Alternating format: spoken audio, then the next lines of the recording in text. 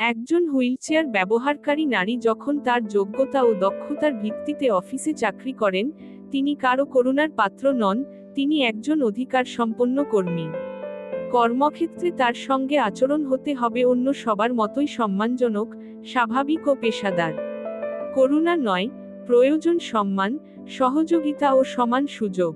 অফিসের প্রবেশপথ হতে হবে হুইলচেয়ার বান্ধব। থাকতে হবে সহজ ও নিরাপদ র্যাম্প, প্রশস্ত দরজা এবং চলাচলের পর্যাপ্ত জায়গা। শুধু প্রবেশের সুযোগ নয়, কর্মস্থল, ডেস্ক, লিফট এবং অন্যান্য প্রয়োজনীয় স্থানও তার জন্য সহজে ব্যবহারযোগ্য হতে হবে। বিশেষভাবে নিশ্চিত করতে হবে অ্যাক্সেসিবল টয়লেট, যেখানে হুইলচেয়ার সহজে প্রবেশ ও চলাচল করতে পারে এবং ব্যক্তি স্বাধীনভাবে তা ব্যবহার করতে পারেন। আর কাউকে সাহায্য করার আগে তার অনুমতি নিন।